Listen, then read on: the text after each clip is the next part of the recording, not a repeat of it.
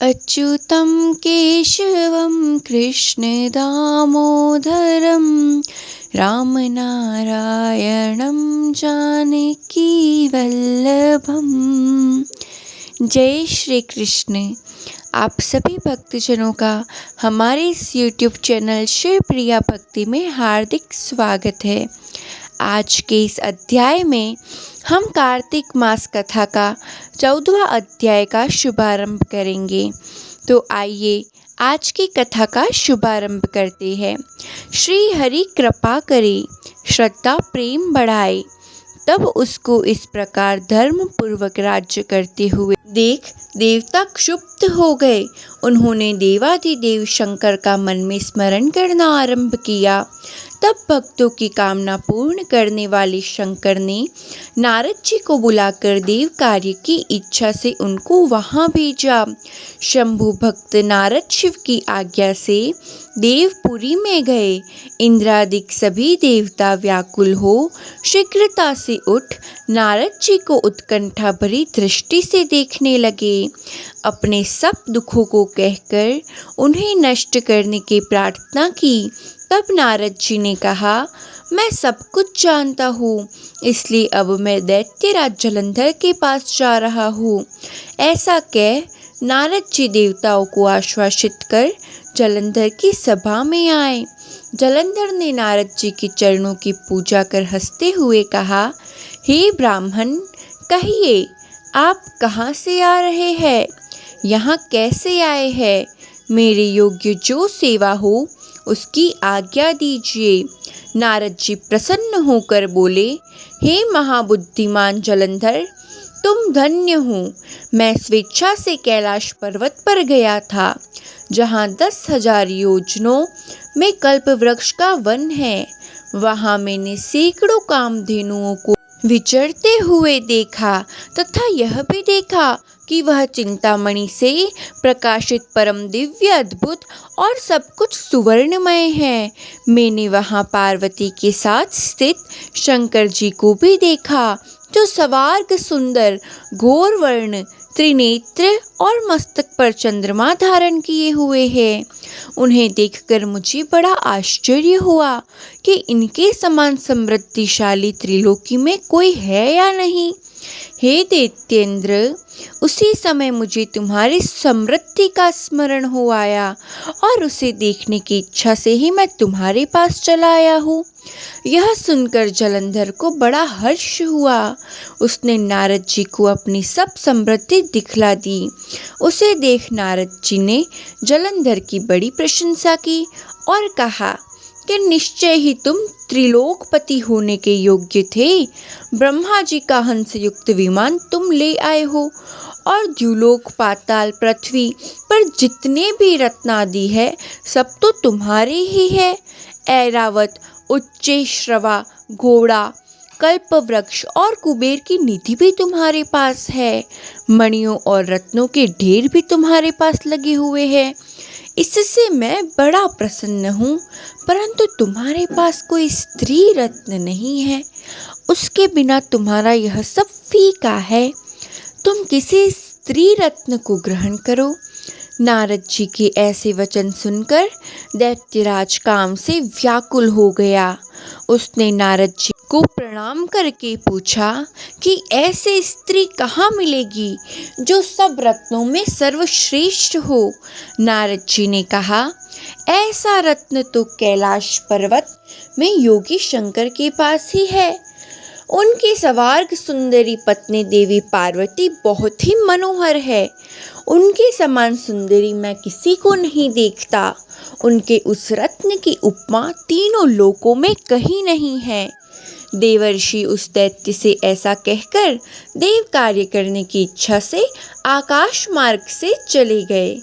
तो ये था कार्तिक मास कथा अध्याय 14वां, जो यहाँ पर संपन्न होता है।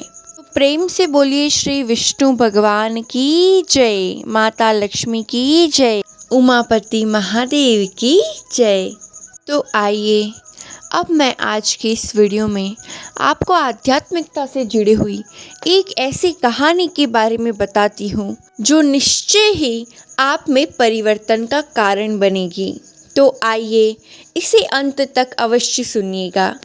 एक राजा था, उसका मंत्री भगवान का बहुत बड़ा भक्त था। कोई भी बात होती तो वह यही कहता कि भगवान की बड़ी कृपा हो गई। एक दिन राजा के बेटे की मृत्यु हो गई। मृत्यु का समाचार सुनते ही मंत्री बोल उठा, भगवान की बड़ी कृपा हो गई। यह बात राजा को बहुत बुरी लगी, पर वह चुप रहा। कुछ दिनों बाद राजा की पत्नी की भी मृत्यु हो गई। मंत्री ने कहा, भगवान की बड़ी कृपा हो गई। इस बार भी राजा को गुस्सा आया, मगर वो चुप रहे। एक दिन राजा के पास एक नई तलवार बनकर आई। राजा तलवार की धार की जांच कर रहे थे और तभी उनकी उंगली कट गई। मंत्री पास में ही खड़ा था, उसने फिर भी वही बात दोहराई। अब राजा के भीतर जमा गुस्सा बाहर निकला और उसने तुरंत मंत्री को राज्य से बाहर निकल जाने का आदेश दे दिया और कहा कि मेरे राज्य में अन्न और जल ग्रहण मत करना। मंत्री बोला, भगवान की बड़ी कृपा हो गई। मंत्री अपने घर पर भी नहीं गया, साथ में कोई वस्तु भी नहीं ली और राज्य से बाहर निकल गया। कुछ दिनों बाद राजा अपने साथियों के साथ शिकार खेलने के लिए जंगल में गए। वहां जंगल में डाकुओं का एक दल था। उस दिन काली देवी को एक मनुष्य की बलि देनी थी। संयोग से डाकू ने राजा को देख लिया और उन्हें पकड़ कर ले गए। बलि देने से पहले डाकुओं के पुरोहित ने राजा से पूछा, तुम्हारा बेटा जीवित है? राजा बोला, नहीं, वह तो मर गया। पुरोहित ने कहा कि इसका तो हृदय जला हुआ है। पुरोहित ने फिर पूछा, तुम्हारी पत्नी जीवित है? राजा बोला, वह भी मर चुकी है। पुरोहित ने कहा, यह तो आधे अंग का है, अतः बलि देने योग्य नहीं है, परंतु हो सकता है कि यह मरने के भय से झूठ बोल रहा हो। पुरोहित ने राजा के शरीर की जांच की तो देखा कि उसकी एक अंगुली भी कटी हुई है। पुरोहित बोला, अरे, इसका तो अंग और भंग है, बलि के योग्य नहीं है, अतः इसे छोड़ दो। इस तरह डाकुओं ने राजा को छोड़ दिया। राजा ने नगर लौटते ही अपने आदमियों को आज्ञा दी कि हमारा मंत्री जहाँ भी हो उसको तुरंत वापस लाओ, क्योंकि राजा को उसकी बात समझ में आ गई थी कि जो कुछ भी होता है भले के लिए होता है। इसलिए आपके जीवन में कुछ भी हो उसे परमात्मा की इच्छा समझकर स्वीकृत कर लेना चाहिए और अपने कार्य को निरंतर करने का प्रयत्न करना चाहिए। आपको आपके कार्यों में सफलता अवश्य मिलेगी। जय श्री कृष्ण। आइए अब हम सुनते हैं कार्तिक मास में सुनी जाने वाली तुलसी माता की पौराणिक व्रत कथा। कार्तिक महीने में एक बुढ़िया माई तुलसी जी को सींचती और कहती, हे तुलसी माता, सत की दाता, मैं तेरा बिरला सींचती हूँ, मुझे बहू दे, पीताम्बर की धोती दे, मीठा मीठा घास दे, बैकुंठा में वास दे, चटक की चाल दे, पटक की मौत दे, चंदन का काठ दे, रानी सा राज दे, दाल भात का भोजन दे, ग्यारस की मौत दे, कृष्ण जी का कंधा दे। जब तुलसी माता यह सुनकर सूखने लगी तो भगवान ने पूछा कि हे तुलसी, तुम क्यों सूख रही हो? तुलसी माता ने कहा कि एक बुढ़िया रोज आती है और यही बात कह जाती है, मैं सब बात तो पूरा कर दूं, लेकिन कृष्ण का कंधा कहाँ से लाऊंगी? तो भगवान बोले, जब वो मरेगी तो मैं अपने आप कंधा दे आऊँगा, तो बुढ़िया माई से कह देना। जब बुढ़िया माई मर गई, सब लोग आए। जब माई को ले जाने लगे तो वह किसी से न उठी। तब भगवान एक 12 बरस के बालक का रूप धारण करके आए। बालक ने कहा, मैं कान में एक बात कहूँगा तो बुढ़िया माई उठ जाएगी। बालक ने कान में कहा, बुढ़िया माई मन के निकाल ले, पीताम्बर की धोती ले, मीठा मीठा घास ले, बैकुंठा का वास ले, चटक की चाल ले, पटक की मौत ले, कृष्ण जी का कंधा ले। यह सुनकर बुढ़िया माई हल्की हो गई। भगवान ने कंधा दिया और बुढ़िया माई को मुक्ति मिल गई। हे तुलसी माता, जैसे आपने बुढ़िया माई को मुक्ति दिलाई, वैसे सभी को मुक्ति दिलाना। बोलिए श्री तुलसी माता की जय, भगवान श्री हरि की जय। अब जानते हैं तुलसी विवाह से जुड़ी हुई पौराणिक कथा। एक बार शिव ने अपने तेज को समुद्र में फेंक दिया था। उससे एक महातेजस्वी बालक ने जन्म लिया। यह बालक आगे चलकर जालंधर के नाम से पराक्रमी दैत्य राजा बना। इसकी राजधानी का नाम जालंधर नगरी था। दैत्यराज कालनेमी की कन्या वृंदा का विवाह जालंधर से हुआ। जालंधर महाराक्षस था। अपनी सत्ता के मद में चूर उसने माता लक्ष्मी को पाने की कामना से युद्ध किया, परंतु समुद्र से ही उत्पन्न होने के कारण माता लक्ष्मी ने उसे अपने भाई के रूप में स्वीकार किया। वहां से पराजित होकर वह देवी पार्वती को पाने की लालसा से कैलाश पर्वत पर जा पहुंचा। भगवान देवाधिदेव शिव का ही रूप धरकर माता पार्वती के समीप गया, परंतु माँ ने अपने योग बल से उसे तुरंत पहचान लिया तथा वहां से अंतर्ध्यान हो गई। देवी पार्वती ने क्रोध में होकर सारा वृतांत भगवान विष्णु को सुनाया। जालंधर की पत्नी वृंदा अत्यंत पतिव्रता स्त्री थी। उसी के पतिव्रत धर्म की शक्ति से जालंधर न तो मारा जाता था और ना ही पराजित होता था। इसलिए जालंधर का नाश करने के लिए वृंदा के पतिव्रत धर्म को भंग करना बहुत आवश्यक था। इसी कारण भगवान विष्णु ऋषि का वेश धारण कर वन में जा पहुँचे, जहाँ वृंदा अकेली भ्रमण कर रही थी। भगवान के साथ दो मायावी राक्षस भी थे, जिन्हें देखकर वृंदा बहुत भयभीत हो गई। ऋषि ने वृंदा के सामने पल में दोनों को भस्म कर दिया। उनकी शक्ति को देखकर वृंदा ने कैलाश पर्वत पर महादेव के साथ युद्ध कर रहे अपने पति जालंधर के बारे में पूछा। ऋषि ने अपनी माया जाल से दो वानर प्रकट किए। एक वानर के हाथ में जालंधर का सर था और दूसरे के हाथ में धड़। अपने पति की यह दशा देखकर वृंदा मूर्छित होकर गिर पड़ी। होश में आने पर उन्होंने ऋषि रूपी भगवान से विनती की वह उसके पति को जीवित करे। भगवान ने अपनी माया से पुनः जालंधर का सर धड़ से जोड़ दिया, परंतु स्वयं भी वह उसी शरीर में प्रवेश कर गई। वृंदा को इस छल का तनिक भी आभास न हुआ। जालंधर बने भगवान के साथ वृंदा पतिव्रता का व्यवहार करने लगी, जिससे उसका सतीत्व भंग हो गया। ऐसा होते ही वृंदा का पति जालंधर युद्ध में हार गया। इस सारी लीला का जब वृंदा को पता चला तो उसने क्रोध होकर भगवान विष्णु को हृदयहीन शिला होने का श्राप दे दिया। अपने भक्त के श्राप को भगवान विष्णु ने स्वीकार किया और शालिग्राम पत्थर बन गए। सृष्टि के पालनकर्ता के पत्थर बन जाने से ब्रह्मांड में असंतुलन की स्थिति हो गई। यह देखकर सभी देवी देवताओं ने वृंदा से प्रार्थना की कि वह भगवान विष्णु को श्राप से मुक्त कर दे। वृंदा ने भगवान विष्णु को श्राप मुक्त कर स्वयं आत्मदाह कर लिया। जहाँ वृंदा भस्म हुई वहाँ तुलसी का पौधा उगा। भगवान विष्णु ने वृंदा से कहा, हे वृंदा, तुम अपने सतीत्व के कारण मुझे लक्ष्मी से भी अधिक प्रिय हो गई हो। अब तुम तुलसी के रूप में सदा मेरे साथ रहोगी। तब से हर साल कार्तिक महीने के देव उठावनी एकादशी का दिन तुलसी विवाह के रूप में मनाया जाता है। जो भी मनुष्य मेरे शालिग्राम रूप के साथ तुलसी का विवाह करेगा उसे इस लोक और परलोक में विपुल यश प्राप्त होगा।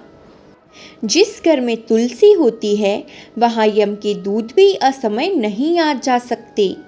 मृत्यु के समय जिसके प्राण मंजरी रहित तुलसी और गंगाजल मुख में रखकर निकल जाते हैं, वह पापों से मुक्त होकर वैकुंठ धाम को प्राप्त होता है।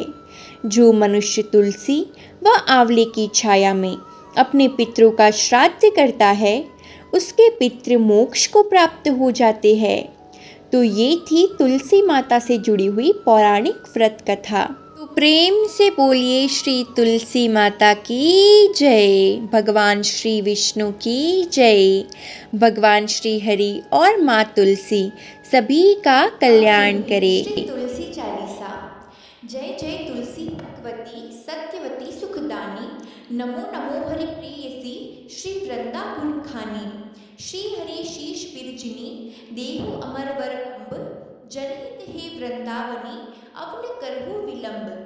धन्य धन्य श्री तुलसी माता, महिमा अगम सदा श्रुति गाता। हरि के प्राणों से तुम प्यारे, हरि ही हेतु किन्हो तप बारी। जब प्रसन्न है दर्शन दीन्हो, तब कर जोर विनय उस कीन्हो। हे भगवंत कंत मम होहु, दीन जान जन छाड़हु होहु। सुनी लक्ष्मी तुलसी की वाणी, दिन हो श्राप कत पर आनी। उस अयोग्य वर मांगन हारी, हो विटप तुम जड़ तनु धारी। सुनी तुलसी ही श्रप्यो ते ही ठामा, करहु वास तुहु नीच न तामा। दियो वचन हरि तब तत्काला, सुनहु सुमुखी जनी होहु बिहाला। समय पाई मोहु रूपाती तोरा, पूजिहु आस वचन सत मोरा। तब गोकुल मह खो गोप सुदामा, तासु भई तुलसी तू बामा। कृष्ण रास लीला के माही, राधे शक्य प्रेम लखि नाहि। दियो श्राप तुलसी ही तत्काला, नर लोक ही तुम जन्महु बाला। यो गोप वह दानव राजा, शंख चूड़ नामक शिर ताजा। तुलसी भई तासु की नारी, परम सती गुण रूप अकारी। अस द्वे कल्प बीत जब गयो, कल्प तृतीय जन्म तब भयो। वृंदा नाम भयो तुलसी को, असुर जलंधर नाम पति को।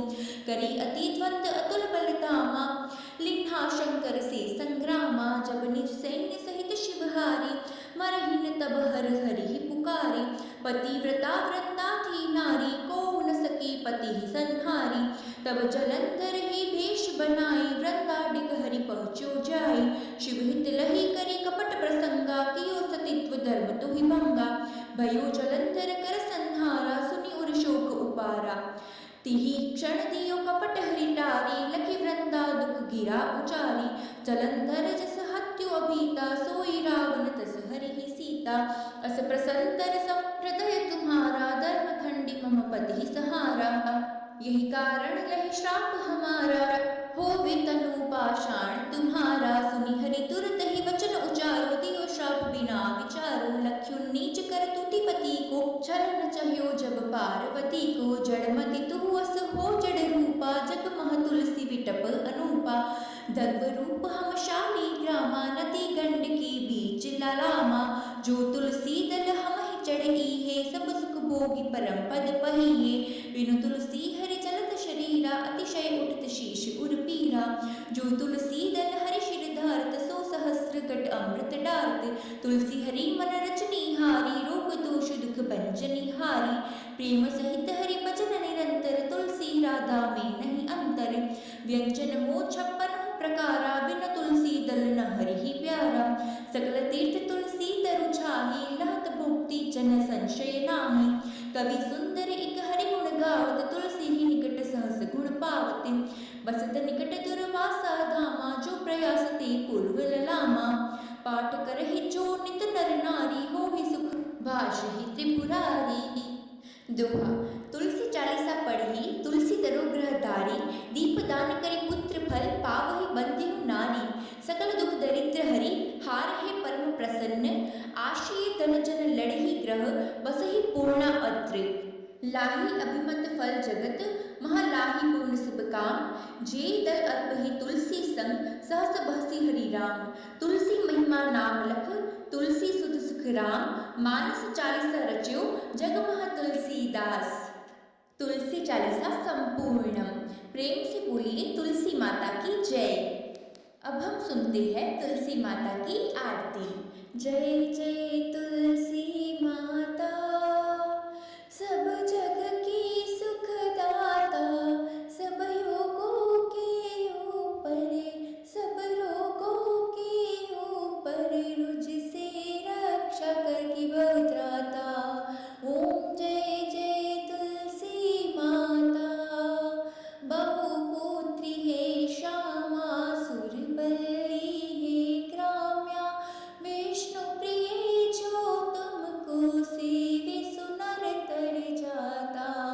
जय जय तुलसी माता।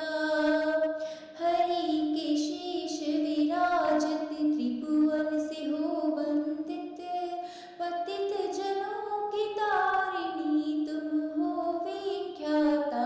जय जय तुलसी माता। लेकर जन्म विजन में आई दिव्य भवन में। मानवलोक तुम्हीं से सुख संपत्ति पाता। ओम जय